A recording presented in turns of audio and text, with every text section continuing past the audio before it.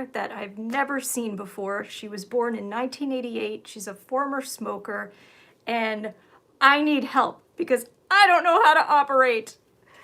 Welcome, everybody. We are going to be operating on a serger today.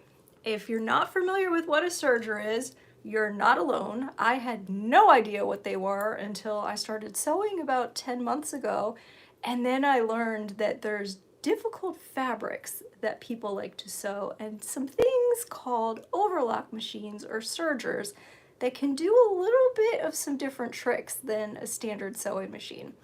So a few weeks ago, I was on a marketplace and I saw a listing, free sewing cabinet and sewing machine. And I clicked on that and took a look, and I came home with a free overlocker. This is a Babylock 5280E with differential feed. And I'm gonna move the camera. If you get dizzy, close your eyes. Gonna try to zoom in real good here for everybody. All right, flip around and let's get you, whoops, lined up. Okay. There she is. Here's our patient. I'm gonna shine some light on the matter, get my specs on. And I did reach out to the company directly.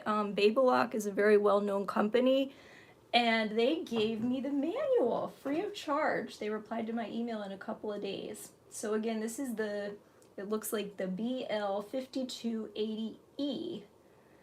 So let's read about her. The professional appearance. This machine gives the quality finish to your garments as seen in even the most expensive ready-to-wear. Decreased sewing time, high-speed capability up to 1,500 stitches per minute, ability to seam, overcast, and trim. So guys, this machine doesn't just have one sewing machine needle like a sewing machine. It's got 2 needles up top. It's got 2 loopers down bottom, and it's got a really sharp knife here. So not only will it be overlocking or serging the fabric, but it will also, if you like, cut the edge of it so that it's going to have a nice flat edge there for you. And that's what you're going to be bundling up. Now, while I get situated here, I did post a link in the description that has a really great cartoon depiction of what a serger looks like, how these stitches are being made, what the heck is going on in the internal mechanism. And I am learning just as you are. So I don't want to get bitten by this machine. I don't want to get cut by this machine, but we are going to have to operate. Oh, spooky. This, I think, slides, yes, slides open and down. Okay. So let me see, can I zoom you in here? I think so. Here's the guts. That wasn't too hard to get to. What are we looking at exactly? Well, I'm not quite sure yet.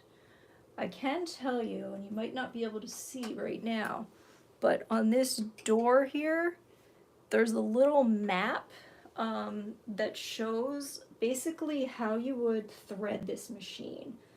So all these little, I'm gonna zoom you out. Whoops. Okay. All these knobs up here are tension dials.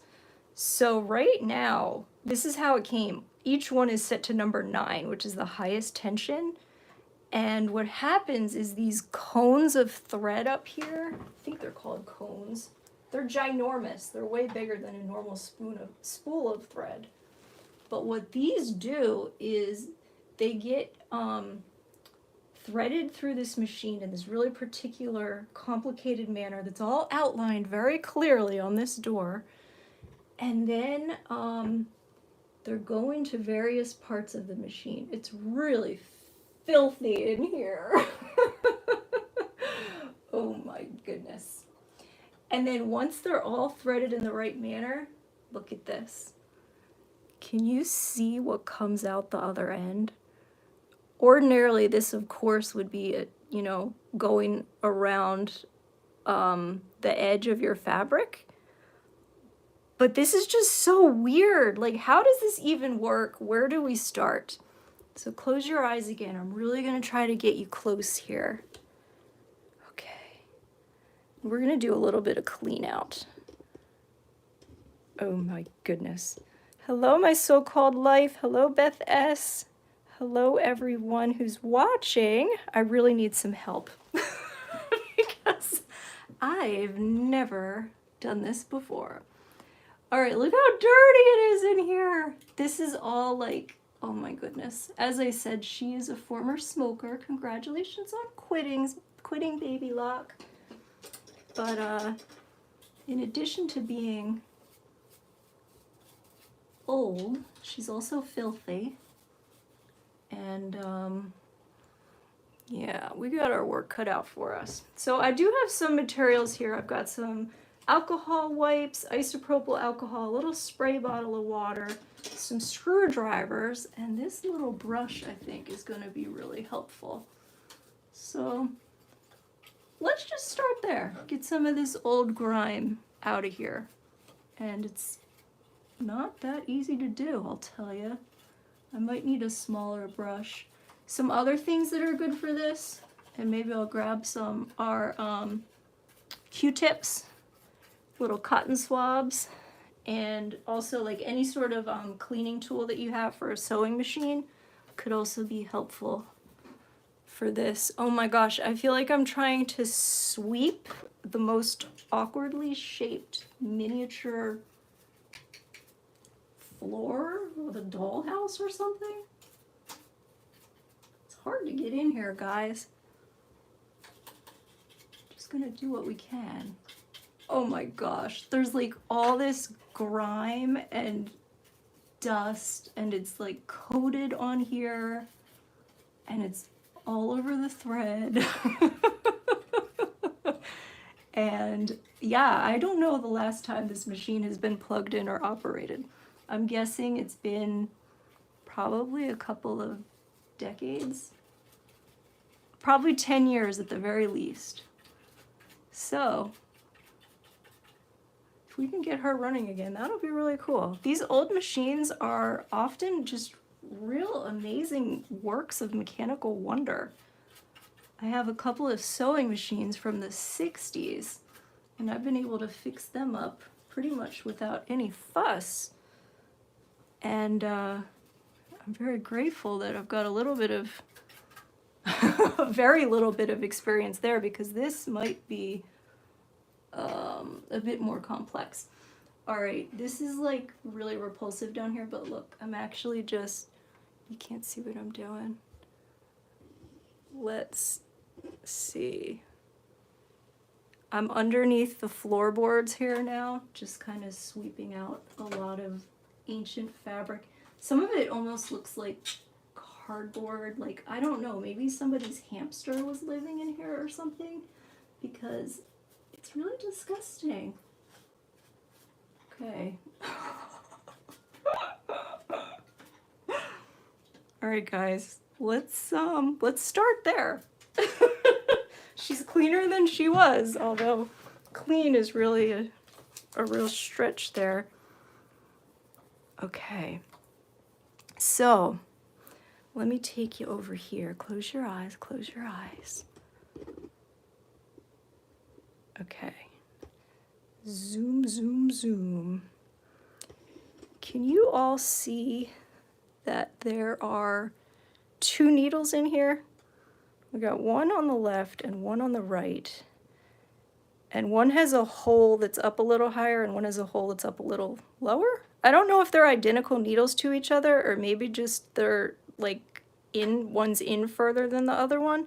But this is the left and the right needle. And now let's take a look at what else there is, because we've got loopers. Where are the loopers? And what the heck are loopers? Let's see.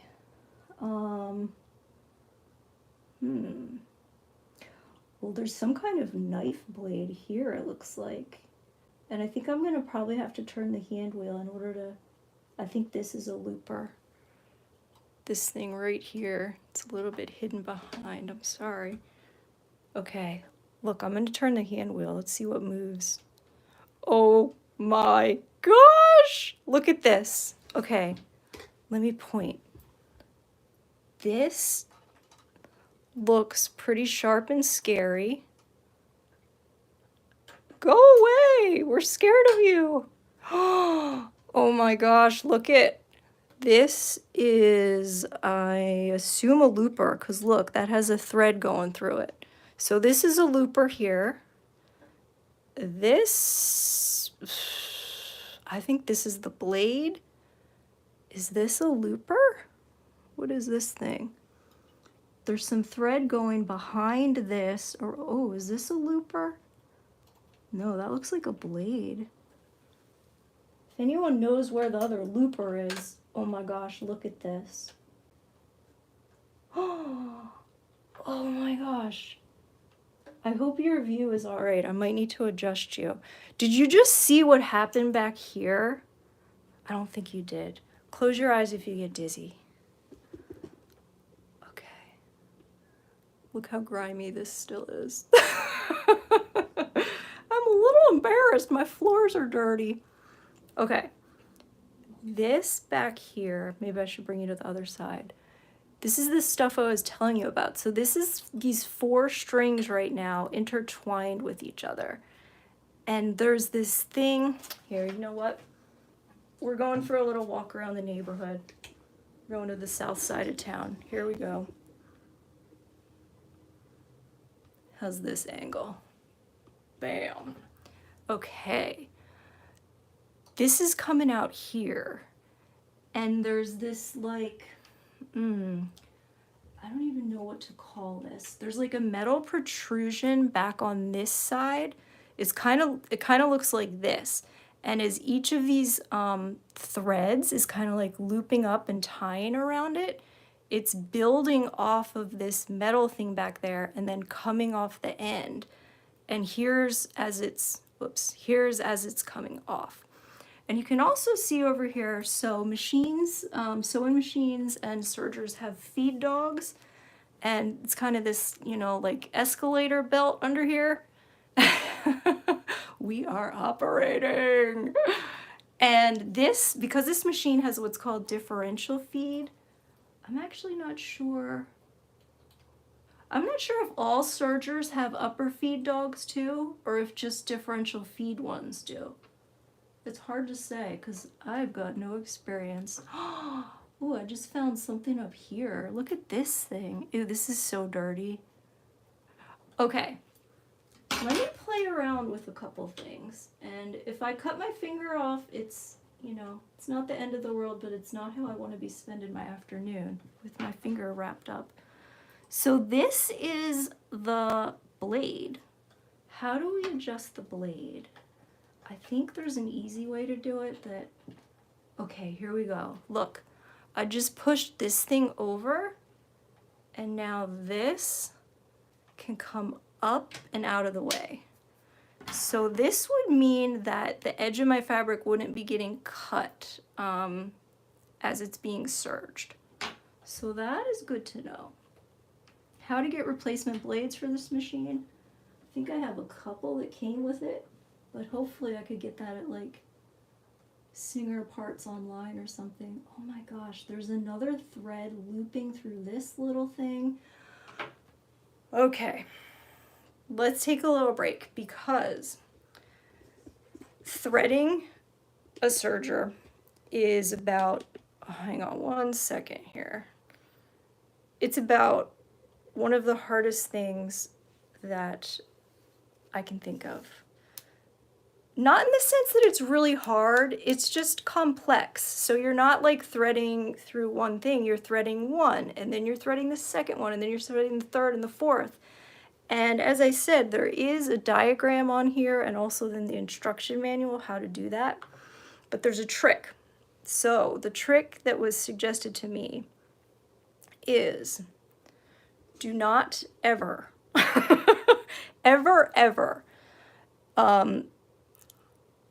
let your threads run out. The reason being that what you can do instead of having to rethread it every time, you can cut the old one off, take that cone off, and then tie your new thread to the top here. Let's just pretend I'm tying the perfect knot. And then you'll just keep, you know, cranking it through or hand cranking it through, and then your new threads will eventually be going through the machine. So that is something that I'm hoping not to have to do, is thread it.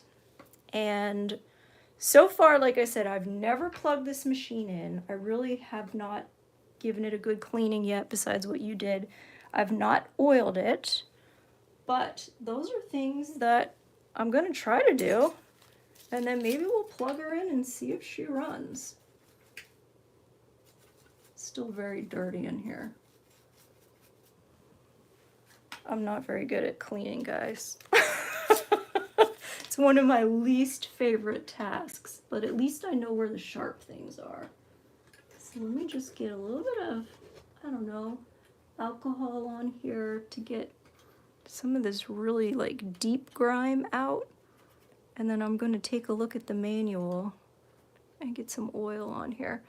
It was really interesting to me. I did glance through the manual a couple times a couple of weeks ago, and they said that this particular machine has, like, some of the metal bits have, I guess they called it like impregnated oil. So I don't think after 40 years it wouldn't need oil. Let's just say, let's imagine it hasn't been run in 20 years. Do you think it could do it without getting a little bit of oil to kind of unlock it? I mean, the hand wheel is turning, and we do have movement. It sounds a little bit, it's actually moving pretty good. I don't know if that's just the thread kind of making some noises, or if that's one of the components. But yeah, it's moving. And let's also remember, we're on the highest tension setting right now. So if you're unfamiliar, at least for sewing machines, for adjusting tension, if you're sewing through like a delicate, thin fabric, you're going to want your tension discs to be lower.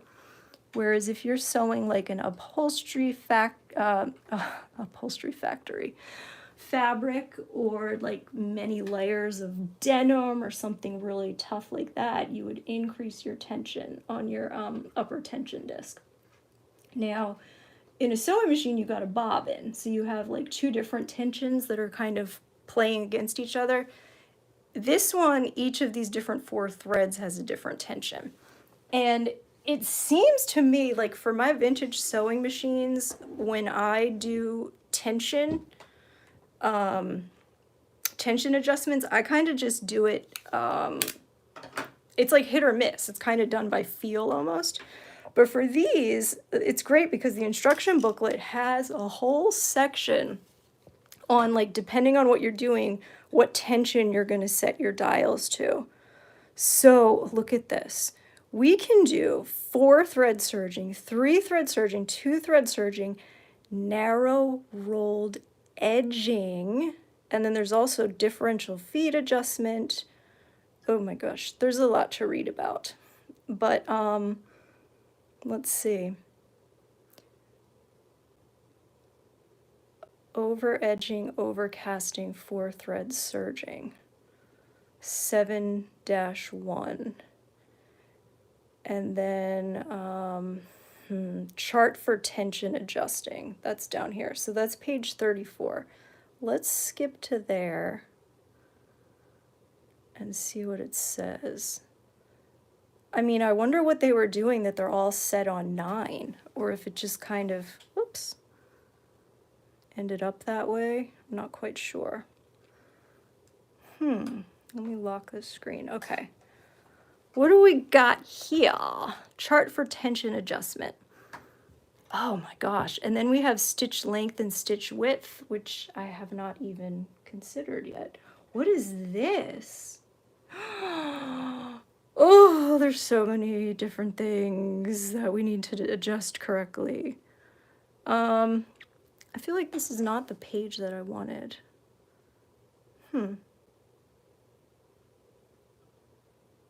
Well, okay, this is telling us the ranges. Oh, and there's a whole troubleshooting guide as well. That will probably come in handy.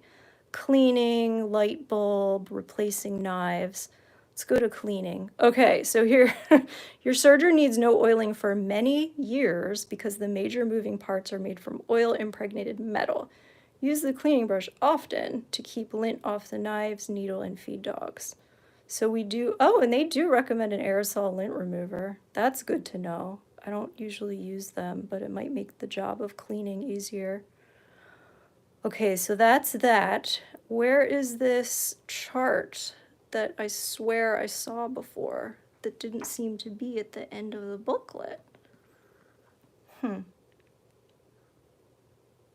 Okay. I guess this is a chart, so it just looks a little more complicated than I remember. Let me get this.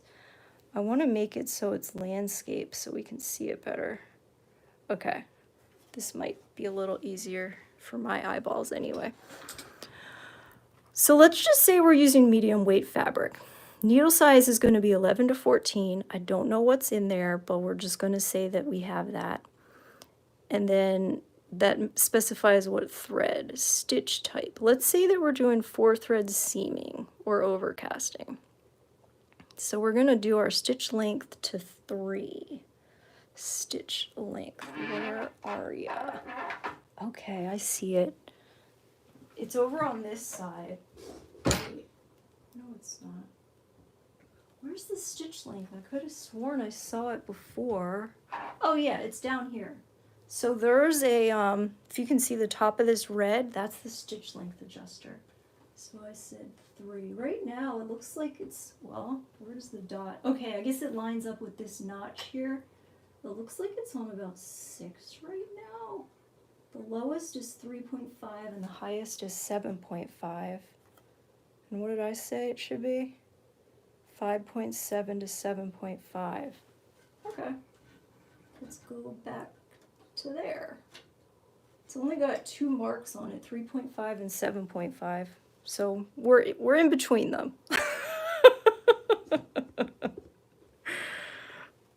Okay, so that is done. What else? Stitch length is 3. Wait a second. What's stitch length and what's stitch width? Oh boy. So this thing here, whoops, you can't see it. There's a thing here that says stitch length, and I don't understand how this moves or what it does or anything. I was hoping it would like turn a dial or something that I can see, but I can't. I do know that there's this thing up here as well, which is, I think this is the differential feed. Yeah, I'm pretty sure that's what this is. So basically differential feed would mean that the feed dog at the bottom and the feed dog at the top would be going at different rates, feeding through the fabric. And so you would be able to gather your fabric, or you would be able to even, I think, go the opposite, where it would be kind of like, I don't even know, guys. I honestly, that's beyond my education level just yet. Okay. Let's get back to the medium weight. So now the important thing is, it says for each one of your needles and your loopers what tension to use. So if I look at this, we're on this one. It looks like orange left needle is going to be between 4 and 6. So let's move our orange left needle, which would be this one, to 6. Let's move it to 5. Oh my gosh, it's at 5. Yellow right needle should be between 2 to 4. So let's do that at 3. Yellow right, that'd be this guy. We're going to 3. Whoops, this way. I'm glad that the dials still turn. 5, 3. What else we got? Oh, thank you, Beth. Stitch length is how long your stitch is from front to back.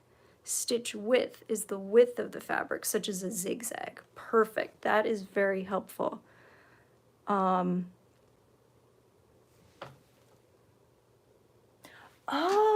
okay. Yeah, that makes sense because it's still, even though, well, are the needles going to be moving back? No, the needles aren't going to be moving, but, I don't know. I don't know how this works, guys. 2 needles, 2 loopers? It's very complex. All right, and now for our last 2, the green is the upper looper. That one's also going to be between 2 and 4, and the blue lower looper is also between 2 and 4. Okay, so let's do both of these at 3. We're splitting the difference for everything. 3 and 3. Okay, tension is adjusted. Let's get back to the stitch length and stitch width. And again, we're looking here.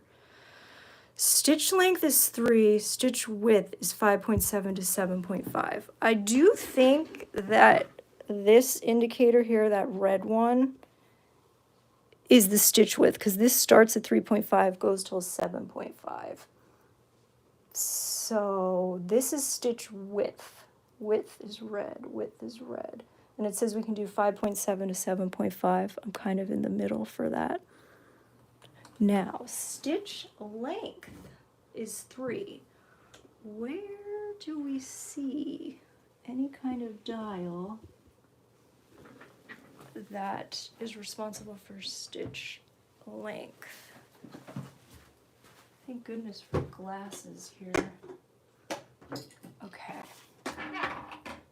It's got to be in here. Don't get dizzy.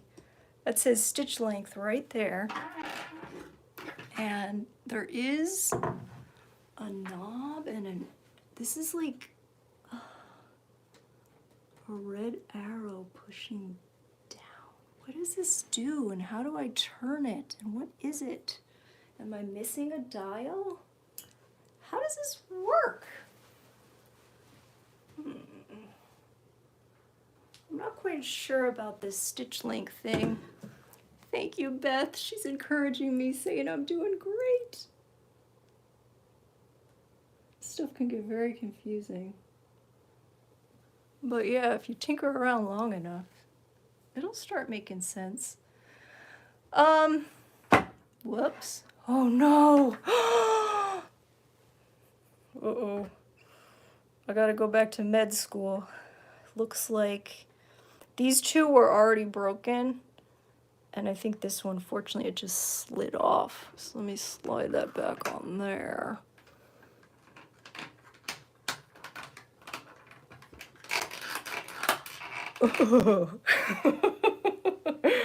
Okay, let's do a little more exploring. And then I think after that, maybe a little bit of oil.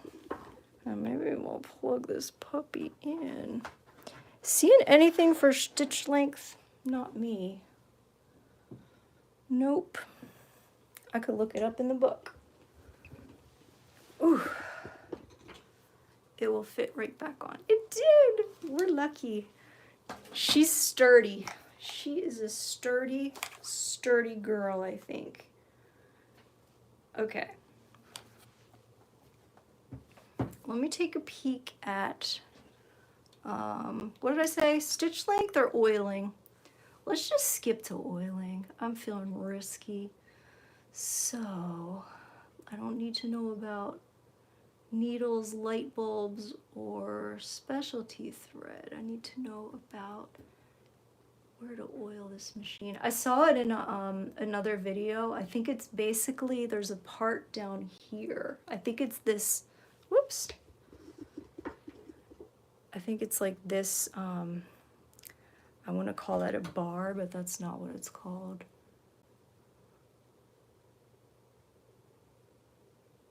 Okay. cleaning is page... Oh, wait. Where does it say oiling? It really doesn't. It just says cleaning, 31. Usually these manuals have a very nice diagram that shows you where exactly to put oil. And that's what I'm looking for, and I'm not finding it. Should we cross our fingers in hopes that she's still oil impregnated? Ooh, well, here's a great diagram of the actual machine. And the loopers. Oh, we might be able to find, what did we need? The length, stitch length adjuster. Beth is saying don't oil. All right, I trust you. And I'm grateful because I don't want to do it. Adjust stitch finger, lower knife, okay. Lower knife fixing screw, stitch width former. So that's, we did get that right. That's the stitch width. Stitch width adjusting dial, okay. I don't know what the stitch width former is then. Stitch width former release level? What? Lever? What does all this mean? Oh my gosh. So there's not just two loopers, there's also a subsidiary looper. That's that teeny tiny guy. That actually I think has like a hole in it with a thread going through it.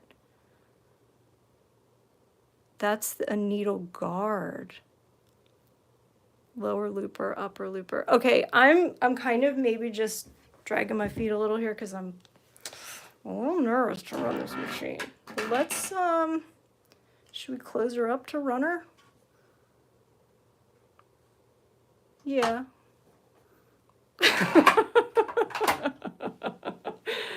And let's get this plug in.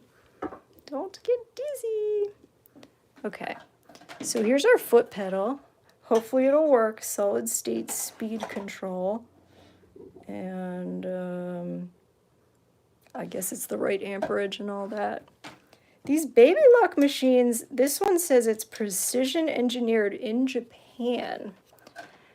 And I know that a lot of these, like, pretty impressive, and a lot of the vintage machines are made in Japan. This one, I think even on the sticker, it's interesting because in the back sticker it says it's, where does it say that? I thought it was like Babylock and Toyota or something. I thought it was like a collaboration. Yeah, here it is. It says, oh, it's Babylock and Juki. Close your eyes. Babylock and, well, it's not focusing. Made in Japan. Juki Co. Limited. If it's not focusing. Take my word for it. Let's get this plugged in, and I'm going to make sure that the power is off to start. Oh my gosh! So, do I need some fabric to start this? Should I just close your eyes? Close your eyes. Whew. Well, I'm not quite sure. Should I just try seeing if it runs? Yeah, let's start there. Do we have power? Power on. Oh, look it! We got a light! Ooh, that's very promising. Oh my gosh. Should I put the knife, the blade up? I don't know, guys. Well, I'm just going to pretend to be brave and act like I've been doing this for years. Because I think that might be the only way that I get some courage to push this foot pedal. Okay, I'm not really sure exactly what my goal is here, but oh no, I don't want to use this. I'm trying to get some scrap fabric, and I've got some here. Scrappy, scrappy. Okay. Here's some scrap fabric. This would be like, I think, a really good thing to serge, because the whole point, like when you have raw edges on your fabric, they come unfrayed and unraveled. And so the serger is going to cut it so it's a nice straight edge, and then it's going to wrap it all up in there. Wow. This, what does this do? I don't know. I probably shouldn't have moved it. What the heck are these things, guys? Oh my gosh. I don't know what any of this is or what any of this does. Hey Jade, welcome. We are getting ready to serge. I'm terrified. Okay, let me, oh my gosh. Let me press the foot pedal, and I'm just gonna see if we get like any of this to grow, all right? We'll see how loud it is. Cover your ears if you need to. Oh my gosh. I'm pushing like really lightly. Should I just floor it? Oh, wow. Are you kidding me? Okay. Well, it's running. It's running like a kitten. Is that the right word? I don't, ooh, it smells a little like burning, which is a common thing when I work with these machines. It feels like this is getting caught. It doesn't feel like it's coming off the... Yeah, look at this. So this is getting really caught up under here. Why is that happening? Let me try to show you. Close your eyes. Hi, Elaine. My nan does this stuff, but we live in Ireland. Oh, I live in the United States, near Philadelphia. Very cool that your nan can do this, because I don't think, well, let's just say I have not done it successfully yet. If she's available and can give any tips, that would be pretty awesome. Okay. I'm sorry if anybody's a little bit seasick. I'm doing my best. Okay. Can you all see how this is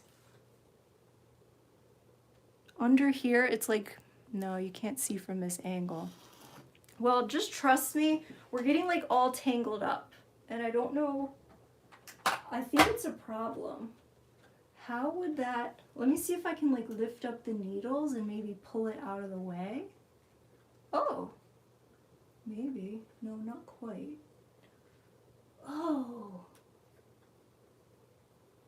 Okay, I think I see what's happening. It seems like one of the threads is like it has too much tension. Actually, look at this. You can see it's like, it's right here. And maybe it's not even getting pulled through. Is that what's happening? Or is this like a loose thread that isn't supposed to be there? Okay, this is looking up. So now I just freed up that thing that was all stuck underneath. And this is the thread of interest. What are you doing here? Do you belong? And why are you getting tangled up with all the rest of them? Oh boy. This might be a I need to rethread the machine situation. I don't know exactly. Well, the burning smell has dissipated. Oh, look! I just freed something. Maybe. So, like, when you're working with the sewing machine, it's always important to put, when you're sewing, like, your thread should go straight back behind you. Can I zoom out? No, I guess I am zoomed out. So maybe, like, I was kind of pulling it like this. Maybe that's why I was getting stuck under there. Let's try this again. I think I'm going to take the camera over so you guys can see it from the other side now, because I really want you to be able to see these loopers and all the other things moving around in action. Oh, let me turn my headlamp on, get some more light. I have another lamp too, if that'll help. That's a little better. Yes, let's try it with the fabric, Beth. I like that idea. Oh my gosh. I think I like that idea. I'm also So scared. It's okay. It's not going to bite me. Okay. Get this covered up again. Okay. No idea what's going to happen. Wait, where did my thread go? Okay, it's all the way back there towards the back. Let's see. I'm just going to hold this right here. Oh, so wait, we do have... I'm glad I figured this out. Just like on a sewing machine, you've got a presser release. So I just put the foot down. So that's going to hold our fabric at least. Ready? 1, 2, 3.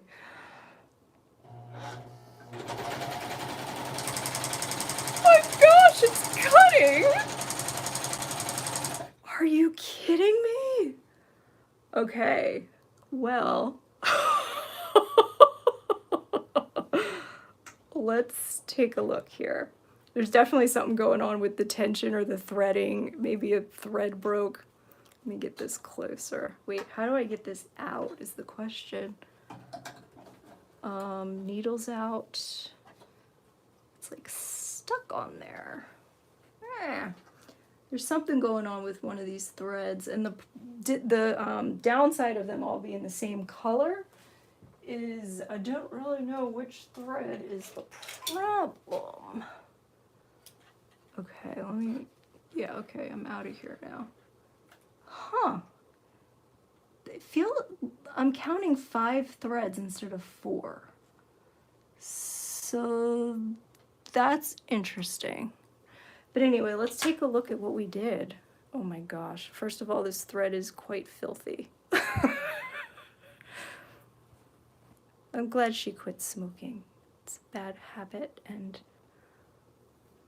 put the thing down, so maybe you should put it up. Okay. Put the presser foot back up. Okay. So we got a little bit started here. This was our chain coming off.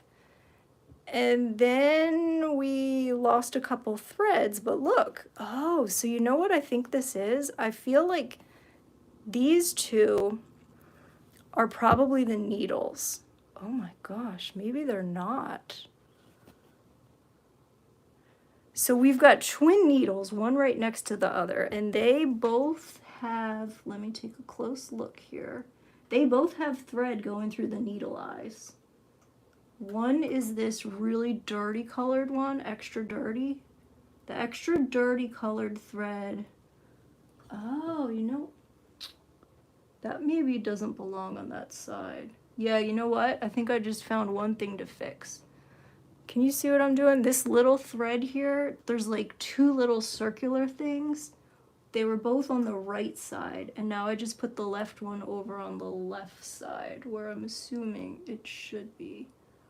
Oh my god, I had the weirdest dream last night about like being on a ship in a storm. This one feels like it's stuck. Huh. How does this one feel when I pull on it? That one moves. This one is the one that feels like it's stuck. And did we say, so the dirtiest thread, which one is the dirtiest? They're all pretty dirty. This definitely has a tension issue going on, because look at, this is like super tight. This side looks okay, but which needle is the one that's looking okay? I don't know.